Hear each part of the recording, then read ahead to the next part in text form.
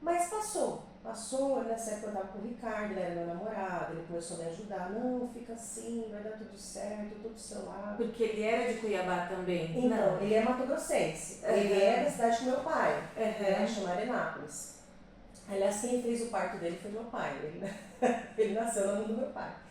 Aí então assim, a gente tinha esse vínculo, né, a família dele e o meu pai estavam na cidade, então eu não me senti mais tão sozinha, então tinha... E você começou a namorar com ele com quantos anos? Então, gente, ele tinha 16 para 17, né? E você? Eu tinha acho que 25 anos, né? 21, não, Mais ou menos mais isso. ou menos isso, 5 anos Mas foi mais um ou grande menos. amor que durou até hoje. Até E hoje. nisso vocês Dois tiveram 2 frutinhos. filhos maravilhosos. Você sempre foi católica? Você sempre acreditou em Deus? Então, na época da faculdade eu me afastei muito. Eu não ia na missa, não fazia nada de igreja, porque eu tinha essa questão, eu estava sempre muito triste, né?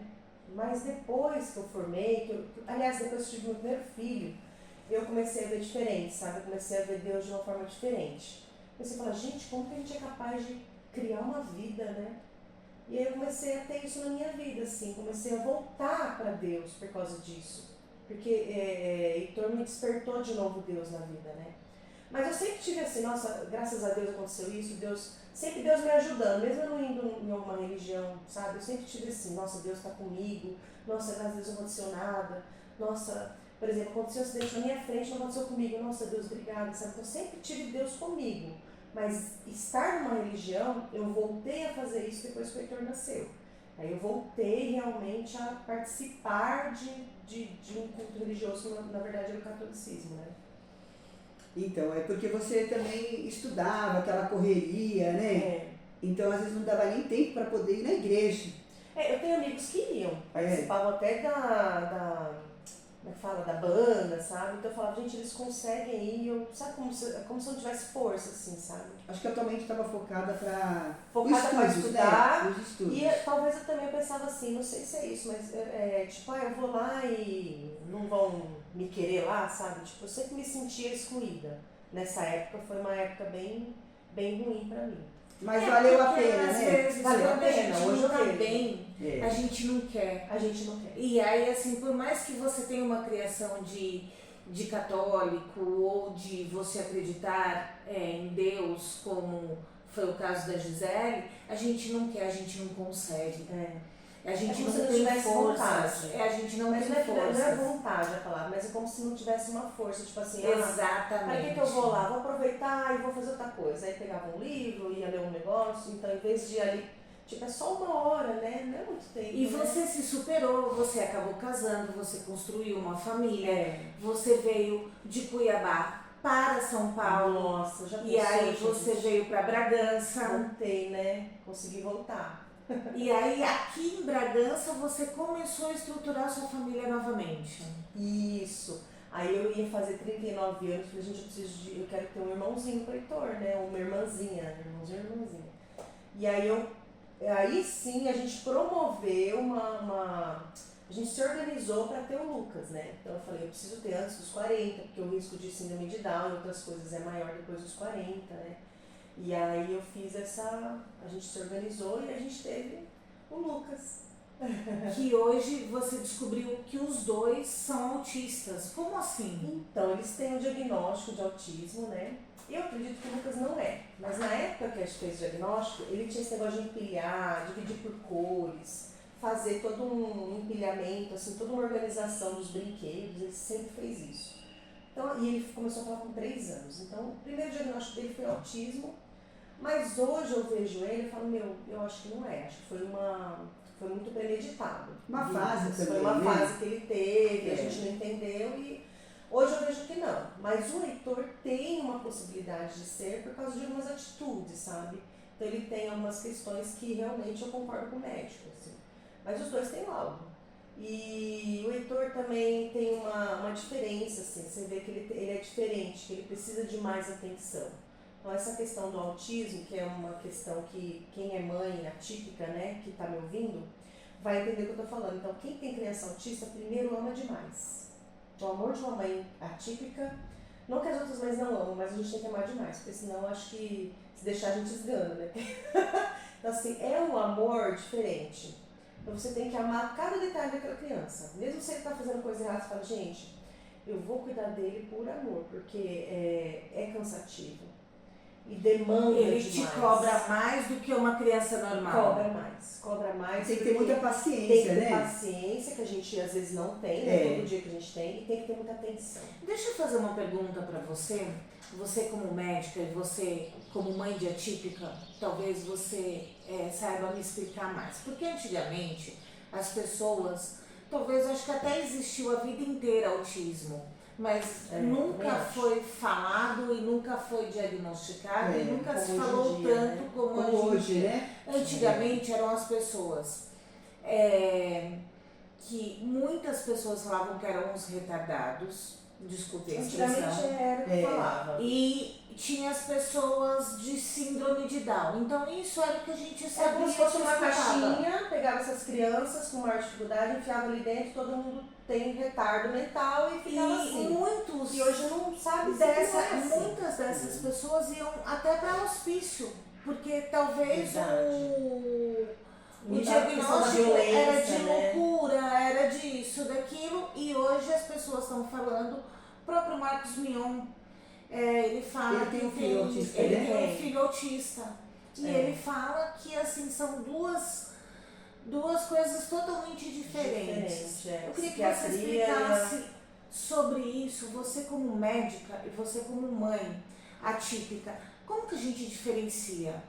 Então, a neurologia e a psiquiatria, assim, são totalmente diferentes. A neurologia, ela parte da parte orgânica do cérebro, né? Então, seja ela de parte química, né? Então, às vezes, a falta de uma endorfina, de uma dopamina, de qualquer tipo de química ali dentro que cause uma ação e reação na pessoa, a gente pensa em neurologia, né?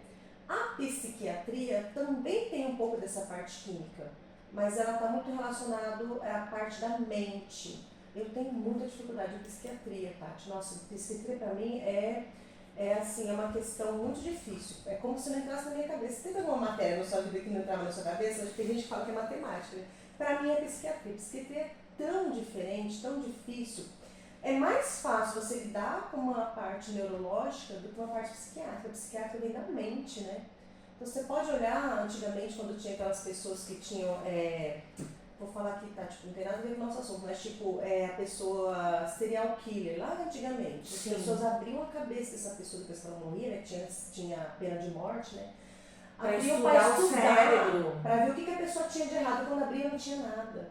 Então, tipo assim, a psiquiatria não é igual, sabe? Então, assim, o neuroatípico, ele tem essa questão de faltar, às vezes, algum tipo de química ali que vai ajudar a pessoa a se sentir melhor, porque a pessoa se sente diferente, a pessoa se sente mais...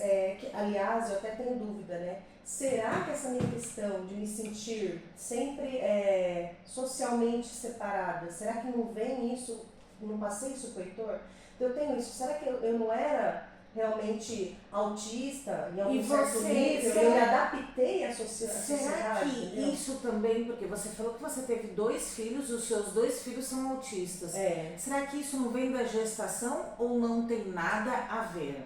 Então, existe uma questão multifatorial aí, né? Então, a gestação em si, eles têm como relação para a formação de uma criança atípica uma gestação difícil, uma gestação sofrida, uma gestação com traumas. E eu não tive nada disso. As minhas 2 gestações foram super tranquilas, eu não passava mal, eu não tinha problema, trabalhei até o último dia, entendeu? Então, tipo assim, não tinha nada. Então, tipo, mas você sofreu algum trauma? Nada, gente, nada, zero. Nem vomitar, eu vomitei. Tipo, super tranquila, minhas 2 gestações. A primeira gestação, no final dela, eu acredito que eu tive hipertensão gestacional, mas não foi diagnosticado pelo meu médico. Por quê? Porque eu tive um edema no final, tipo assim, eu acho que eu aumentei uns 20 quilos só de edema, só de inchaço, só de líquido acumulado. Eu aumentei 2 números no sapato.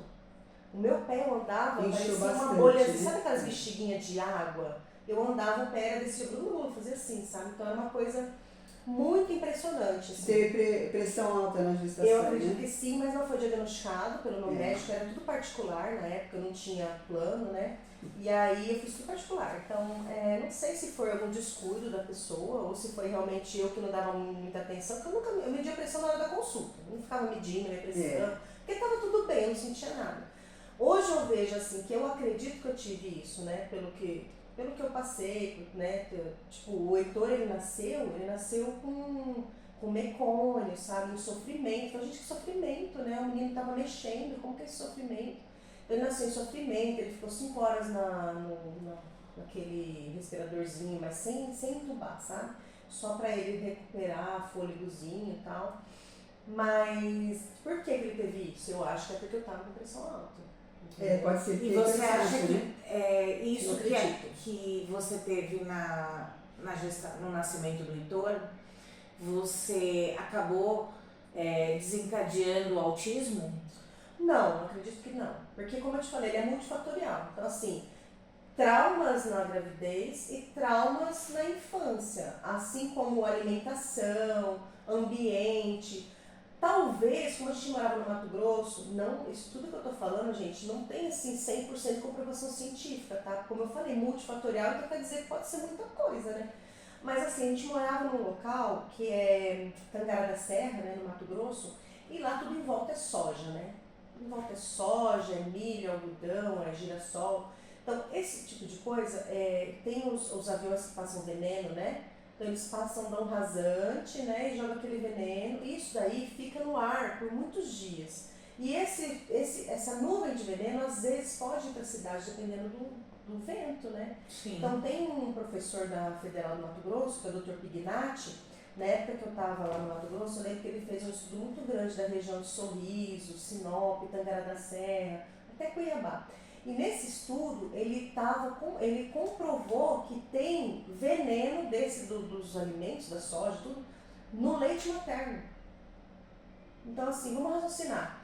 Naquela época, eu estava no Mato Grosso, né? Então, tipo assim, não teve nenhum problema na gestação, nenhum problema. O Heitor teve essa questão respiratória, mas 5 horas depois ele já estava comigo no quarto, então tipo, ele ficou super bem. Então, teoricamente, não teve nada assim traumático que poderia levar a essa questão do autismo, né? Não teve nenhuma hipóxia, nada disso. Mas a gente estava numa região de veneno. Então, será que não foi o veneno? Prejudicou um pouco, Que né? prejudicou o desenvolvimento neurológico, você entende? Então, eu acredito que pode ser, porque olha, isso até o leite materno, então quer dizer, vamos raciocinar. Então, a mulher respirou aquele veneno, que é aquela nuvem de veneno que fica no ar por dias. Isso foi pro leite materno, tá? E aí a gente pegou e deu isso pro neném. Então, se eu tô respirando, o neném tá respirando também. Pode ser. E olha que legal, né? Porque assim, nós trouxemos ela tá falando como mãe, tá falando como médica. Verdade. Porque tem tanta coisa que a gente não consegue fazer e nem imagina. Realmente. A gente vai com apoio cultural? São 10 horas e 5 minutinhos, a gente vai com apoio cultural.